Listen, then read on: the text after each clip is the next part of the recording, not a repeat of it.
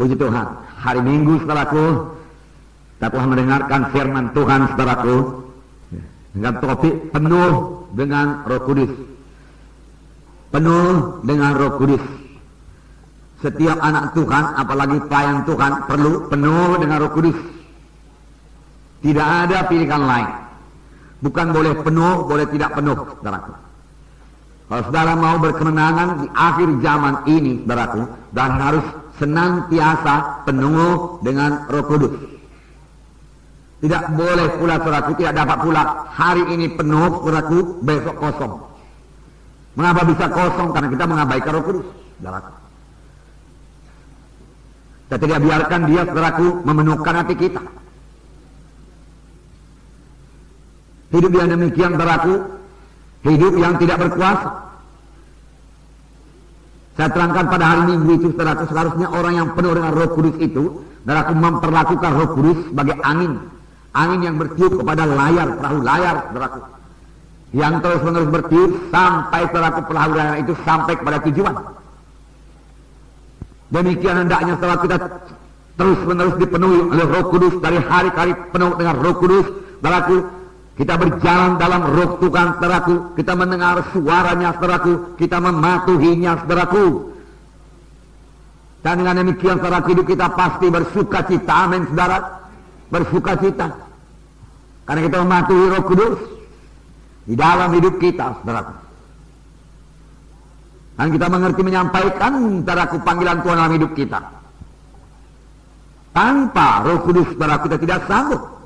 Dengan apa kita mengerjakan pekerjaan rohani? Saudara mengerjakan pekerjaan rohani. Amin, saudaraku. Ya.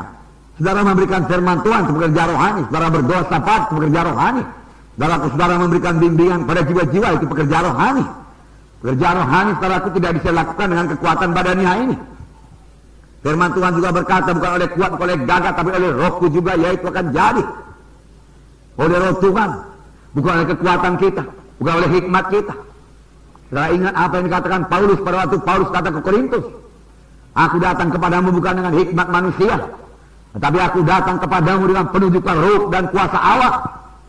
Walaupun Paulus sebenarnya ahli pidato, walaupun Paulus sebenarnya sangat mampu secara manusiawi, saudaraku, tetapi dia berkata, tidak, aku tidak akan berhasil kalau aku pakai kekuatan manusiawiku, tidak. Aku mau bergantung pada kuasa Tuhan dan penunjukan Roh dan kuasa Allah.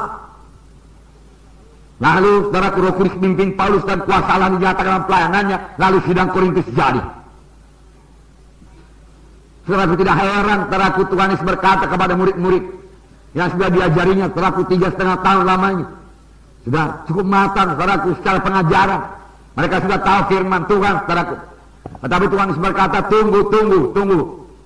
Jangan kamu berangkat dulu. Walaupun perintahanmu sudah kuberikan padamu, jangan berangkat dulu. Kamu perlu kuasa. Kamu perlu urapan. Tanpa kuasa, tanpa urapan, kamu akan gagal. Oleh sebab itu tunggu di Yerusalem sampai kamu dilengkapi. Sampai kamu dilengkapi.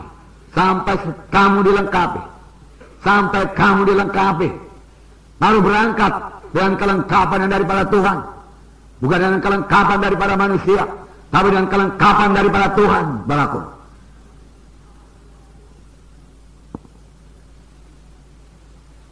Saudaraku, mereka masih manusiawi juga, dan mereka berkata, Tuhan, pada masa ini kamu akan bangunkan kembali kerajaan bagi Bani Israel. Bukan. Engkau tahu Yohanes membaptis dengan air, tapi tidak lama lagi kamu akan dibaptis dengan Roh Kudus.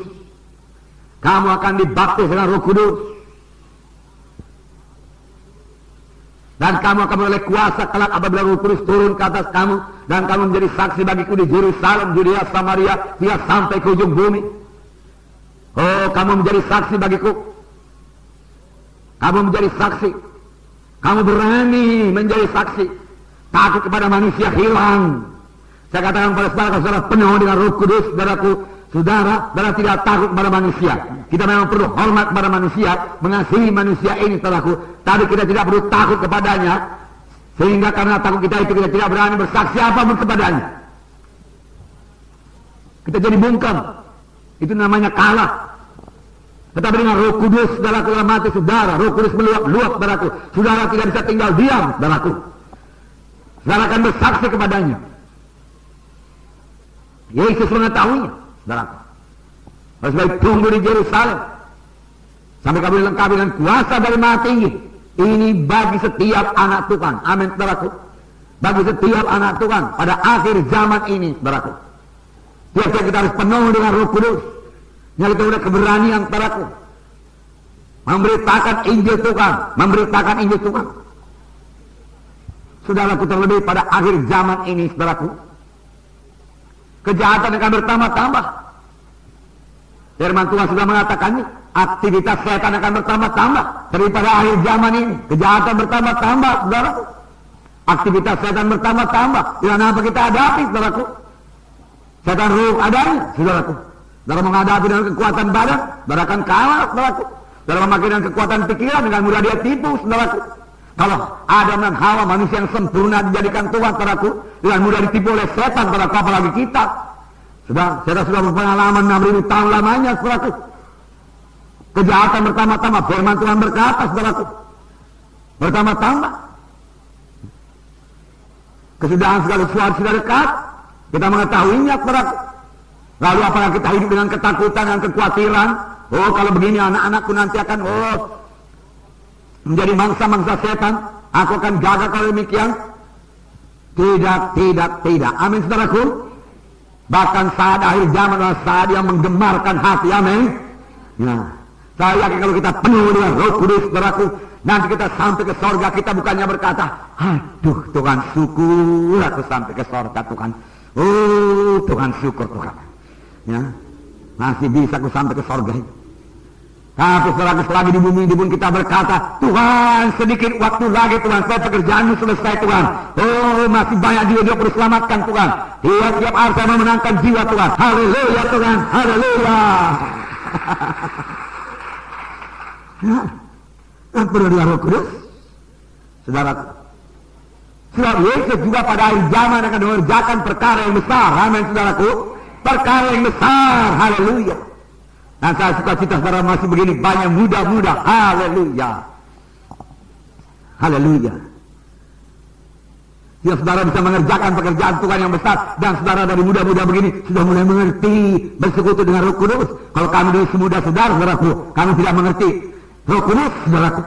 Anggota gereja sih anggota gereja, saudaraku. Ya. Tapi siapa Roh Kudus, saudaraku? Nggak tahu. Ya. Dari dalam keluarga Allah, hidup baru oleh Roh Kudus yang berdiam dalam hati kita. Dan karena roh kita sudah hidup dalam kita, roh kita ini bisa bersekutu dengan Roh Kudus, saudaraku. Kejahatan akan bertambah-tambah, tapi pencurahan Roh Kudus juga akan bertambah-tambah luar biasa, seperti yang belum pernah terjadi sebelumnya.